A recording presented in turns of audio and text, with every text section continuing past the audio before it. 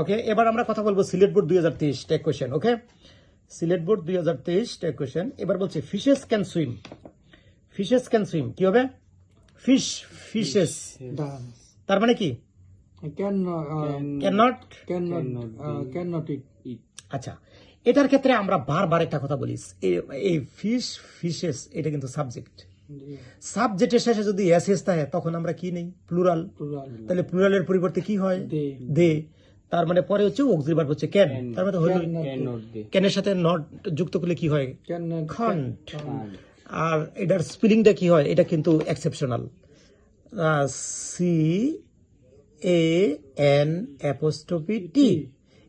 N কিন্তু একটা হবে।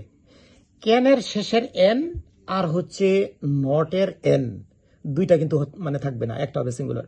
ঠিক আছে, সিঙ্গেল হবে। সো আশা করি বুঝতে পারছো। তার মানে কি হবে? কান্ট দে।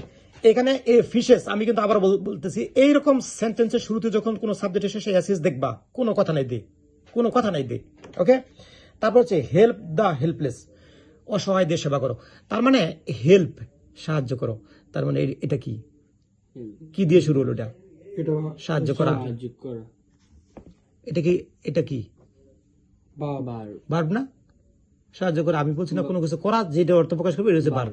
আর যে কোনো সেন্টেন্স ভার্ব দিয়ে যদি শুরু হয়, অথবা ডু নট দিয়ে শুরু হয়, অথবা নেভার দিয়ে শুরু হয়, অথবা let me, let him, let them, let her দিয়ে শুরু হয়, তখন কি হবে? Will you. ওকে ওকে, এবার আসছে দেখো, এবার একটা হচ্ছে আরেকটু ব্যতিক্রম। দেখো, শি ইজ, এই শিটা হচ্ছে একটু ব্যতিক্রম। কিরকম? ইনভার্টেড কমা দেওয়া। আমরা এই রুলটা, এটা কি বলতে পারবা? আচ্ছা, এটার ক্ষেত্রে আমরা বলছিলাম যে ইনভার্টেড কমার ভিতরে শি আছে নাকি হি আছে, না অন্য দুনিয়ার যে কেউ ইনভার্টেড কমার ভিতরে থাকা মানে তার পরিবর্তে ইট। কোনো কথা নেই, ইনভার্টেড কমার ভিতরে যেই থাকুক, এটা সিঙ্গুলার প্লুরাল যা ইচ্ছা তা থাকুক, এটার পরিবর্তে ইট হবে। তার মানে ইজেন্ট ইট। দেখো, এই কথার জন্য প্যাচ লাগাইছে অনেকে, এটাকে কি করতো? শি লিখতো, তাই না? ইজ নট, ইজেন্ট, শি লিখতো। তো এটার উত্তরটা হবে ইজ নট ইট। কেন? ইনভার্টেড কমার কারণে। ইনভার্টেড কমার ভিতরে যেই থাকুক ইট হবে। ওকে, এবার আসছে he put the bag here. দেখো, সিলেট বোর্ড কোশ্চেনগুলো কিন্তু অনেক কঠিন। কি পেজ দিয়ে দিছে এটা একটু ভালো করে লক্ষ্য করো। হি পুট দ্য ব্যাগ, হি হচ্ছে সাবজেক্ট, রাইট? এইখানে যে পুট করছে, এই পুট হচ্ছে একটা ভার্ব। এখন এই ভার্ব কি ভার্বের ওয়ান নাকি ভার্বের টু? না। কেন ভার্বের ওয়ান না? এই জায়গাটা আমার মতে ম্যাক্সিমাম স্টুডেন্টই এটার মধ্যে পেস লাগাবে। কিরকম?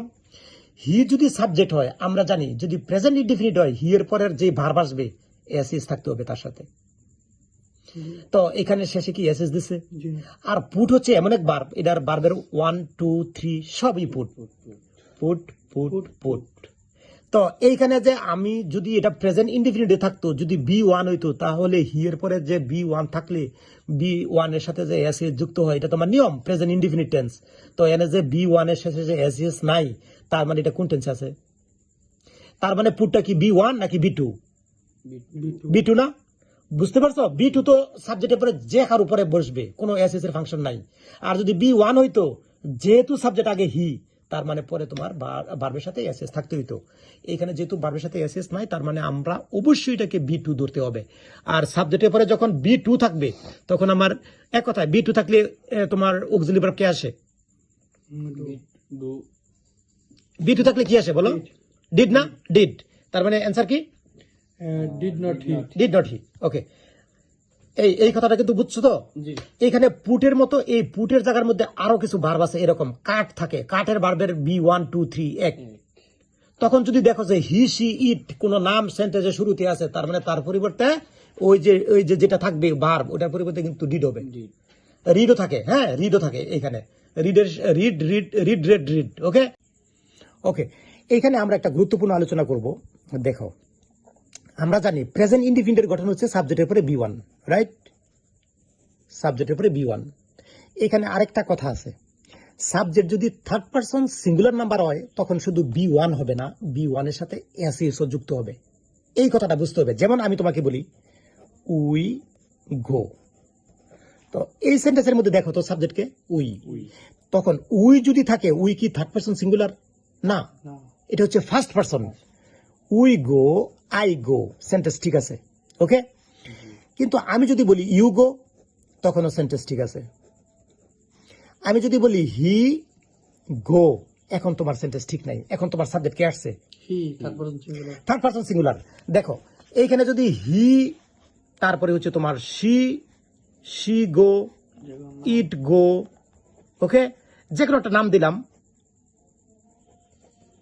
রূপা গো, যেমন মনে করো দিগি ঘো, আবার দে গো। এখন তুমি চিন্তা করো, দেখো কি করছে না, we go, I go, you go. এখন এই হি থেকে শুরু করে এই পর্যন্ত হচ্ছে আমার থার্ড পারসন সিঙ্গুলার। আমি তো এই কথাটাই তোমাদেরকে বুঝাতে চাচ্ছি যে থার্ড পারসন সিঙ্গুলার সাবজেক্ট হলে পরে যে B1 বসবে এইভাবে বসাইলে হবে না, তার সাথে এস দিতে হবে। তাহলে গো এর শেষে হবে হলো গোস। গো হচ্ছে এমন এক ভার্ব, শেষে উ থাকার কারণে পিছনে ইয়েস যুক্ত হবে, ওকে। ইয়েস ইয়েস ইয়েস ইয়েস, ওকে। আর দে হচ্ছে কিন্তু প্লুরাল, এ দের পরে কিন্তু গো। কথা কি বুঝছো? তার মানে সাবজেক্ট যদি থার্ড পারসন সিঙ্গুলার হয় তখন ভার্বের সাথে এস যুক্ত হবে। এটা অত্যন্ত গুরুত্বপূর্ণ একটা কথা। এখন কিছু ভার্ব আছে যেটা 1 2 3 এক, তখন তুমি কি করবা, তখন তুমি কিভাবে বুঝবা? এটার জন্য আমি যদি তোমাকে বলি যে হি কাট অথবা হি পুট, ওকে, এই সেন্টেন্সের মধ্যে কাট আর পুটের মধ্যে লক্ষ্য করো তো, এই কাটকে তুমি এখন কি B1 ধরবা, এই পুটকে কি B1 ধরবা নাকি B2 ধরবা? B2। কারণ B1 এর ক্ষেত্রে তো আমরা আগে বলছি যে B1 থাকলে তোমার হি সি ইটের পরে অবশ্যই এস দিতে হবে। তাহলে এস যেহেতু নাই, তার মানে তারা এটা B2 দিয়ে লিখছে, অতীত ফর্মে করছে, পাস্ট ইনডিফিনিটে করছে, রাইট? তার মানে এটা হচ্ছে B2। তখন তোমরা এইভাবে বুঝে নিবা যে এটা হচ্ছে B2। যদি হি সি ইট নাম যদি থাকে তখন পরে যে ভার্ব হবে, যদি এই ভার্বের 1 2 3 ফর্ম এক থাকে, 1 2টা যদি এক থাকে তাইলেই হবে, তুমি বুঝে নিবা এটা হচ্ছে B2। তোমার জন্য আলাদাভাবে লেখা থাকবে না, তখন তুমি নিবা হলো did, okay. Didn't he, didn't he, didn't she, didn't he, didn't she, এরকম হবে, ওকে। নাম টাম থাকলে শি হবে, হি হবে, এরকম হবে। তো এই হচ্ছে এইখানের আলোচনা। তো আমার মনে হয় তোমরা এনি যদি বুঝে থাকো তাইলে আমার টেক কোশ্চেনে এরকম কনফিউজিং কিছু সেন্টেন্স অবশ্যই দেওয়া থাকবে। তো এই ক্ষেত্রে তোমাদের আর কোনো সমস্যা হবার কথা না, ওকে। ধন্যবাদ।